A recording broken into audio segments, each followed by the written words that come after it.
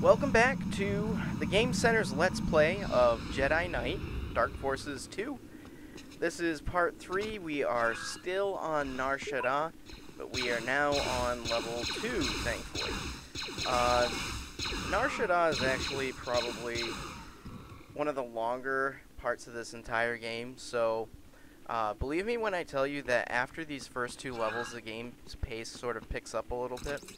Like I said, we're getting closer to the lightsaber. It's going to be in a couple levels, so just bear with us while we make our way through the tunnels and sewers and towers of Nar Shaddaa. Now, this level introduces an interesting new enemy with the Grands.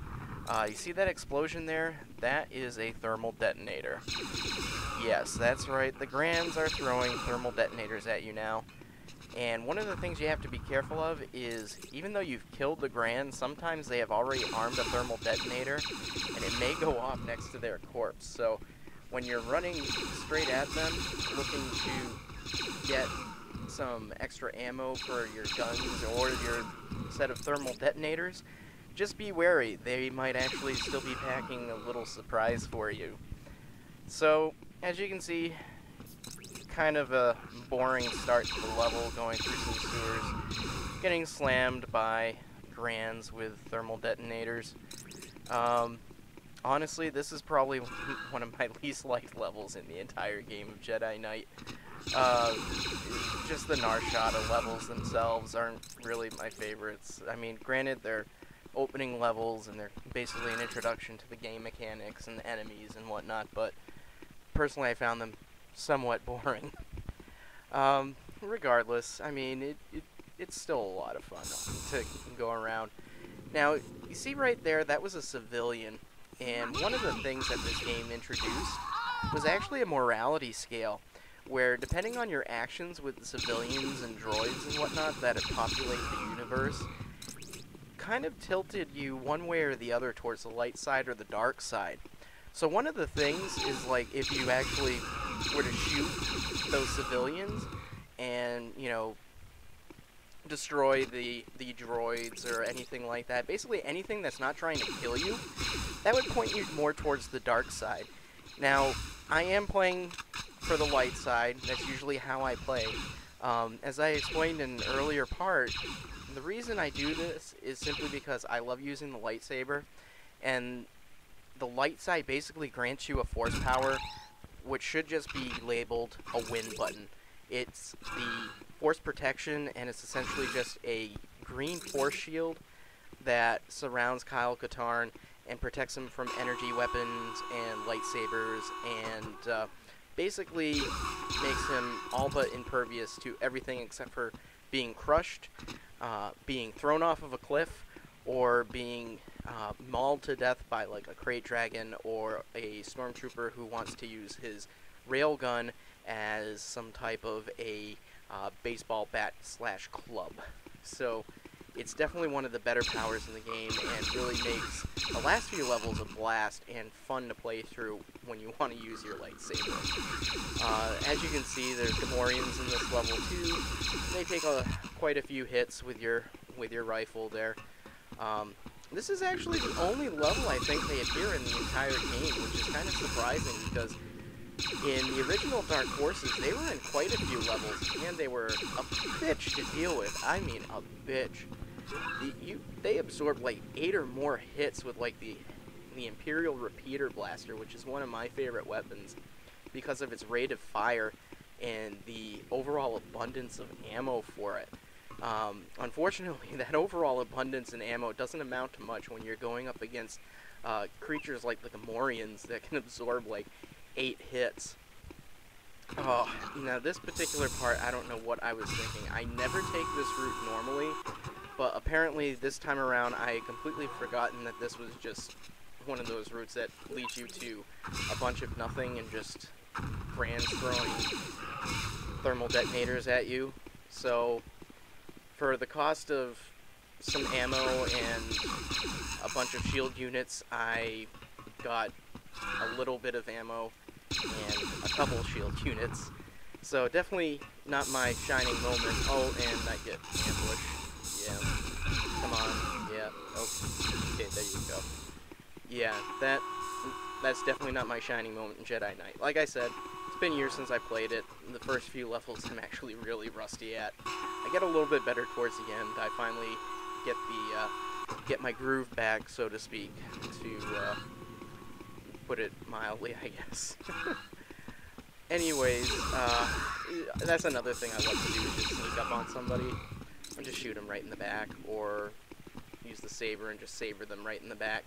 I don't know why I'm going this way, because there's nothing this way except for death. And, yeah, I think I just wanted to... jeez, yeah, there's nothing here. I'm not sure what I was looking for. No secret areas over here, Dan. No secret areas over here. Well, I guess, not having played in a number of years really makes me forget where all the secret areas are. But I do find them all, so rest assured you get to see them all.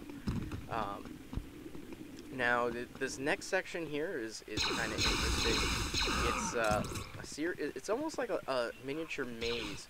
You have to lift a box up to get to that higher up level. So it's kind of a fun little puzzle that you have to figure out. Nothing too dramatic, nothing too brain-teasing. I mean, the Jedi Knight games weren't particularly known for having incredibly difficult puzzles, but they do have their moments where they do tend to offer you a brain teaser. Now, one character that I really like in the Star Wars Expanded Universe is actually Kyle Katarn. Ever since I played the very first Dark Forces game, I enjoyed his character because he's such a morally ambiguous character. You know, kind of like a Han Solo type of thing, except not quite as smart-assy. Though he does have a bit of a smart-ass side in the first game anyways.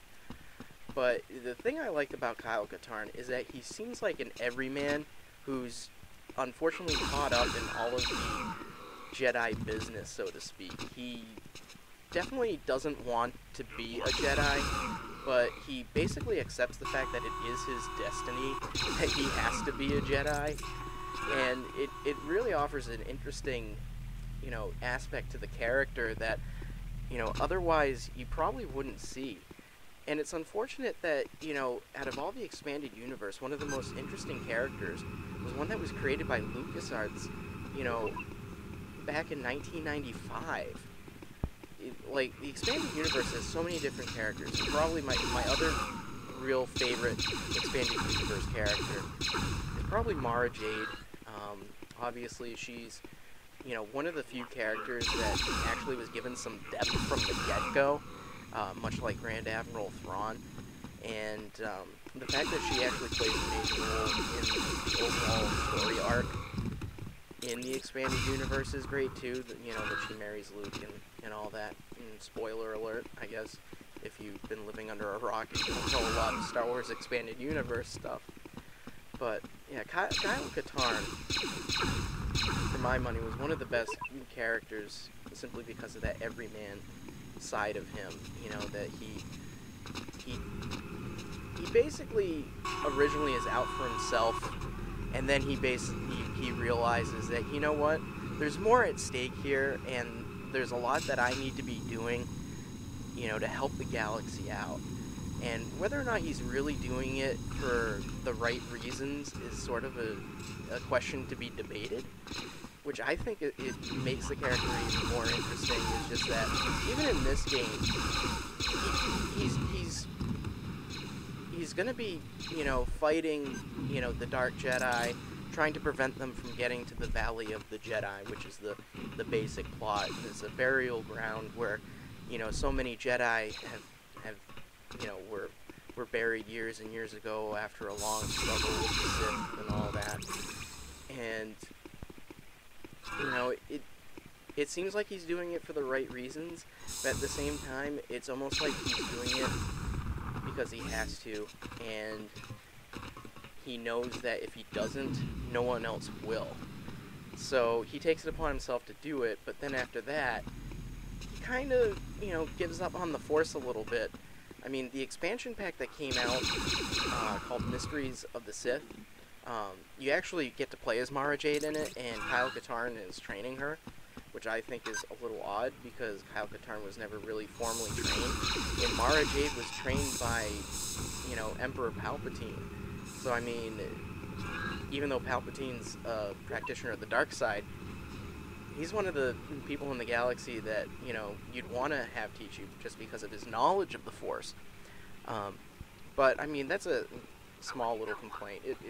Mysteries of the Sith kind of broadened the character of Kyle Katarn a little bit and showed his susceptible side, because he eventually kind of turns to the dark side in that game, and that's when he finally does renounce, you know, his Force powers and gives his lightsaber to Luke Skywalker, which sets up the beginning of Jedi Outcast, where Kyle Katarn has no connection to the Force, you know, doesn't have his lightsaber. He's basically given up the ways of the Jedi in order to protect himself and the galaxy from the dark side. But I think he's doing it more to protect himself from the dark side rather than the galaxy. But basically after the events in Jedi Knight and Mysteries of the Sith, I think he really starts to see the overall galactic impact of his actions and, you know, what it truly means for the freedom and the safety of the galaxy. So, I mean, that's kind of a long-winded way to say that Kyle Katarn is probably my favorite expanded universe character in Star Wars. So, you know, as I continue through this level here, this section is interesting. You have these gigantic, you know, blocks that are coming down this conveyor belt, being suspended down. You have to jump on them and see across the way there's that like diagonal beam that you see. You have to run across, jump on that, and do this a couple more times. This is a sequence that is somewhat annoying, and this is another reason why Nar Shaddaa is probably one of the worst parts of the entire game, is stuff like this, where you basically just have to sit there and wait, and wait, and wait, and here we go, and up another incline, and around another corner, and oh wait, guess what? We get to do it again. Woohoo! So we wait, and we wait, and we wait. Oh, I can hear it coming. I can see it coming. Oh boy, are you ready? Are you ready? Here we go. Here we go. Here we go. Here we go. This is gonna do it. Oh, yeah, there we go. Oh, that's good. That's good stuff right there. Oh no, Gamorreans! Hurry! Ouch! I got an axe in the head. Kyle Katarn's pretty resilient if he can take an axe straight to the skull and still survive. That's a damn hardy head of his, if I do say so myself. I mean, how many people do you know can take an axe directly to the skull and live to tell about it? That's, my friends, is quite amazing. That is an amazing feat. But then again, Kyle Katarn isn't just a normal human being. He is a Jedi. So, I'm getting close to the end of this part here, and unfortunately, there's still a little bit left of this level. I can't fit this all in one video, but I am going to show you another secret area. This one is actually kind of tricky to get to. So, before we go, you get to see the last secret area of the second level of Nar Shaddaa, and I will see you all in part 4, where we wrap up Nar Shaddaa finally and get to blast off this annoying rock of a planet.